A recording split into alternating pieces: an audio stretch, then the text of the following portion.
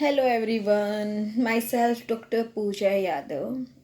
आज मैं आपको एनोरेक्टल डिजीज़ के बारे में बताऊंगी। मतलब मैं डिजीज़ के साथ साथ ट्रीटमेंट भी बताऊंगी कि क्या होता है, क्या ये इसमें मतलब जैसे कई लोग होते हैं कि जैसे इटाइलॉजी, पैथोलॉजी पता, वो तो आप पढ़ ही लोगे या नहीं भी पढ़ोगे तो भी कोई ज़रूरी नहीं है। मैं सिर्फ आपको ये बताती हूँ कि डायरेक्ट समझा ही देती हूँ कि होता क्या है और क्या ट्रीटमेंट करना चाहिए उसके लिए, ठीक है। तो अब मैं आपको बताती हूँ एनोरेक्टल में जैसे आपको कैसी कैसी डिजीज़ होती हैं। पाइल्स होता है, ठीक है जिसको बवासीर बोलते हैं। फिशर होता है जिसको जख्म बोलते हैं। बगंदर बोलते हैं फिस्टुला को, ठीक है। पाइलोनाइडल साइनस होता है और लास्ट में कैंसर्स भी हो सकते हैं वो, ठीक है। तो आज मैं सिर्फ आपको फिशर के बारे में ही बताऊंगी कि ओनली फिशर फिशर क्या होता है। अब बहुत सारे पेशेंट क्या शिकायत करते हैं कि मैडम जी जब भी मैं टॉयलेट जाता हूँ, ठीक है, तो मेरे लैट्रिन के रास्ते में कट लग जाता है, जख्म हो जाता है और उसमें बहुत ज़्यादा पेन होता है और वो फिशर बहुत ही पेनफुल कंडीशन होती है, ठीक है। तो फिशर के में क्या करना चाहिए। अब मरीज को ये नहीं पता होता क्या खाना है क्या करना है, ठीक है। वो जख्म भर भी लेगा, कोई दवाई भी ले लेता है, कर भी लेता है, ठीक, दोबारा फिर हो जाता है। अब क्या होता है कि जैसे ये लैट्रिन का रास्ता है, ये वाला लैट्रिन का रास्ता, और ये जो होते हैं ना, ये रबड़ के वो होते हैं छल्ले, जिनको हम स्पिंटर बोलते हैं। और जो ये स्पिंटर होते हैं ना ये टाइट हो जाते हैं, ठीक है।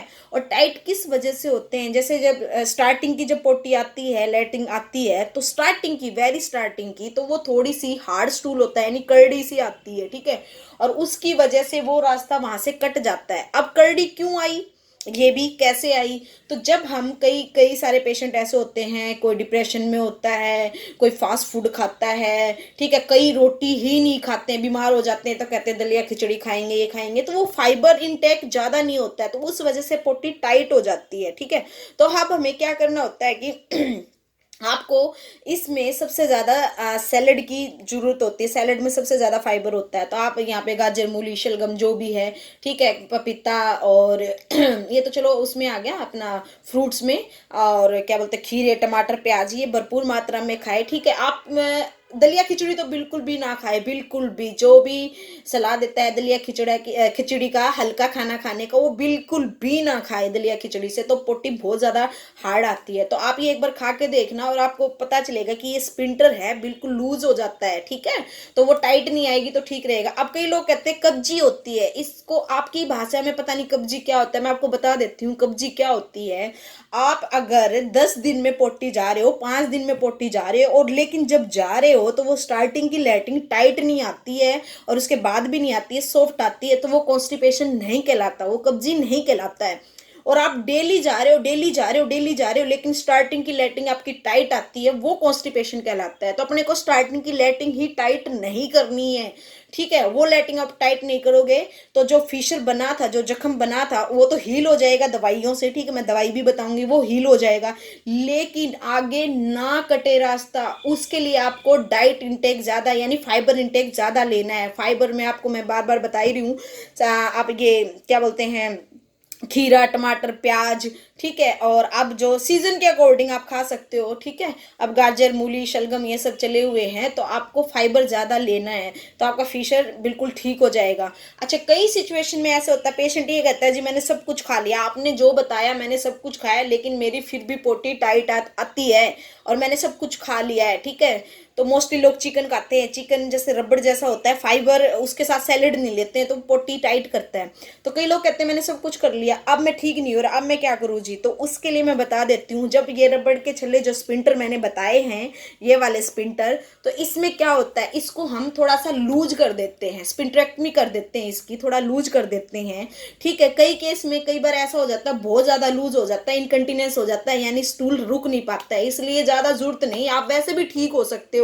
वो बहुत ही ज्यादा, अगर आपकी फिंगर भी नहीं जा रही है उसके अंदर, एनएस के अंदर, तब आपको जरूरत पड़ती है ऑपरेशन के, अदरवाइज आप ऐसे भी ठीक हो सकते हो। तो इसके लिए सबसे मेन आप जात्यादि तेल आता है, जात्यादि तेल, वो हीलिंग में बहुत ही ज्यादा इफेक्टिव है। और मॉडर्न मेडिसिन में आप एस्कोट की ट्यूब आती है, उसमें निफिडिफिन और लिडोकेन होता है। निफिडिफिन जो होता है वो ब्लड सप्लाई को तेज कर देता है वहां पे, और लिडोकेन होता है वो पेन को सबसाइड कर देता है, ठीक है। तो आप वो ऑइंटमेंट लगाओ, ऑइंटमेंट का नाम है एस्कोट, और तेल ऑयल का नाम है जात्यादि तेल, वो लगाओ। अब लगाना कैसे है, फ्रेश होने से पहले आपको तेल लगाना है, ठीक है। तेल लगाने के बाद आपको फ्रेश होने जाना है ताकि ये रबड़ का छल्ला जो है वो टाइट ना रहे, ठीक है। उसके बाद आप एस्कोर्ट को लगाओ, दिन में 3 बार एस्कोर्ट लगा लो, 3 बार ये लगा लो, आपका हील हो जाएगा। बाकी आप मेडिसिन ले सकते हो, सेफोडोक्सिम ले सकते हो, सेफ्रोक्सिम ले सकते हो, पेन किलर ले सकते हो, सेरेडीपी, ठीक है। और ये मैं आपको बताऊंगी। और मैं अब भी कह रही हूँ, फिशर एक ऐसी चीज है, बहुत ज्यादा पेन होता है, पेशेंट से बैठा भी नहीं जाता है, कई बार तो ऐसे ऐसे करके बैठता है। तो इसलिए उस सिचुएशन में आप फाइबर इंटेक ज्यादा ले।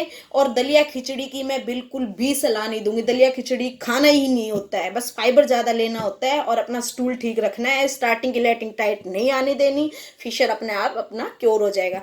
आगे की वीडियो में मैं आपको पाइल्स फिस्टुला के बारे में बताऊंगी, पाइलोनाइडल साइनस के बारे में बताऊंगी। फिलहाल तक इतना ही। Thank you so much.